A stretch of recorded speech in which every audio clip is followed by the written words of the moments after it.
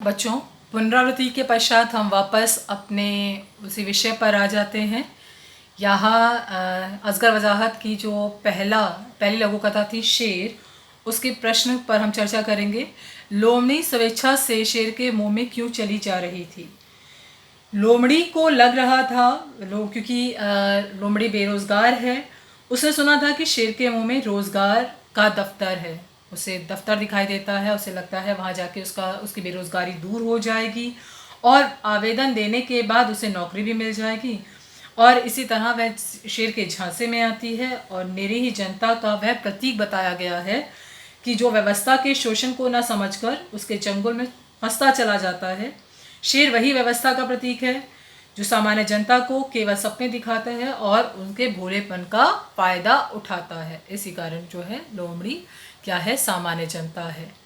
ठीक, और इस कारण वह उसके मुंह में चली जा रही थी। दूसरा प्रश्न देखिए, कहानी में लेखक ने शेर को किस बात का प्रतीक बताया है?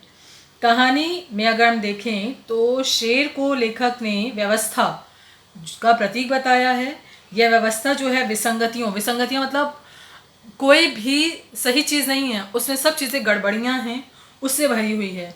अपनी ताकत के बल पर, अपनी शक्ति के बल पर वह क्या करती है? सामान्य जनता का शोषण करती है, उसे छलती है, उसे काम कराती है, लेकिन उसे किसी भी प्रकार का लाभ नहीं वह देती है। वह व्यवस्था अपनी शर्तों पर जनता को चलाना चाहती है और सपने दिखाती है, लालच देती है, लोभ में लोग उसकी आ जाते हैं और आखिरकार अंत में वह अपना स्वार्थ सिद्धि करते हुए उन सभी को अपने से मतलब दूर करती है। और अगर कोई उसके कार्यों पर प्रश्न चिन्ह उठाता है तो वह उसे खत्म करने में भी संकोच नहीं करती। शेर के मुंह और रोजगार के दफ्तर के बीच क्या अंतर है? शेर का मुंह जो है, शेर के मुंह में रोजगार का दफ्तर है, यह धारणा क्या है? सिर्फ एक छलावा है, एक मृत तृष्णा है। जंगल के सभी जानवर इसी उम्मीद में सपने लिए उसके मुंह में चलते चले जाते हैं। सबको लगता है कि उनका सपना यहाँ सच हो जाएगा और एक बहुत ही सुंदर वह जीवन जिएंगे। वह एक कह सकते हैं लोभ में आ जाते हैं और शेर के पीठ, जबकि उन्हें पता है शेर वह जीव है जो खत्म कर देगा। लोग भी जानते हैं व्यवस्था कुछ नहीं देने वाली, लेकिन तब भी वह उसके झांसे में चलते चले जाते हैं। और क्या होता है? रोजगार के दफ्तर वर्तमान युग में जो नवयुवक घूम रहे हैं उन्हें सपने देते हैं। हम कहते हैं ना, एम्प्लॉयमेंट एक्सचेंज चले जाओ, वहाँ पर अपना रिज्यूम दे आओ, नौकरी मिल जाएगी, लेकिन ऐसा कुछ नहीं होता। कभी आज तक कितने रिज्यूम वहाँ गए होंगे, आज तक कभी किसी को बुलावा नहीं आता कि हाँ भाई एम्प्लॉयमेंट एक्सचेंज से आपको बुलावा आया है कि आप नौकरी कर लें। सिर्फ वह एक छलावा है, एक दिखावा है और लोग वहाँ जाकर अपनी उम्मीदें लगाकर आ जाते हैं। जो कहानीकार असगर वजाहत हैं वह शेर के मुंह तथा रोजगार के दफ्तर में कोई उन्हें अंतर नहीं लगता। वे कहते हैं रोजगार का जो दफ्तर है शेर के मुंह में है, मतलब व्यवस्था के मुंह में है।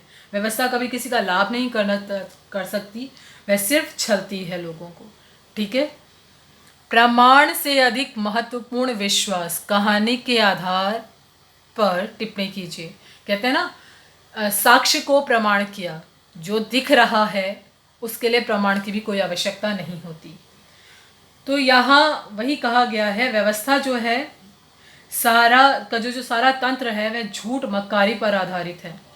जनता को वह छलती है और अपने वश में करती है और जो व्यवस्था के समर्थन में कोई प्रमाण ना दे, कभी भी ऐसा नहीं हो पाता कि व्यवस्था अपने समर्थन में कोई प्रमाण दे पाती। ठीक है। तो क्या होता है, वह भोली भाली जनता को छलना शुरू करती है। छलावे के आधार पर वह उसको अपनी बातें मनाने के लिए बाध्य कर देती है और उसका प्रमाण से विश्वास अधिक महत्वपूर्ण तथा प्रभावी होता है। विश्वास दिलाने के बाद विश्वासघात तक जनता का अस्तित्व बचा नहीं रह जाता और अपने प्रति होते हुए विश्वासघात को हम लोग सामान्य जनता जो है वह समझ भी नहीं पाती। लोमड़ी क्या है? जनता और शेर का मुंह है व्यवस्था, जिसमें रोजगार का दफ्तर है। वस्तुतः उसे यह कहकर धोखे में रखा जाता है। ठीक है बच्चे, आज हम इसी के प्रश्नोत्तर पर हमने चर्चा करी। अगले के प्रश्नोत्तर पर बाद में चर्चा करेंगे।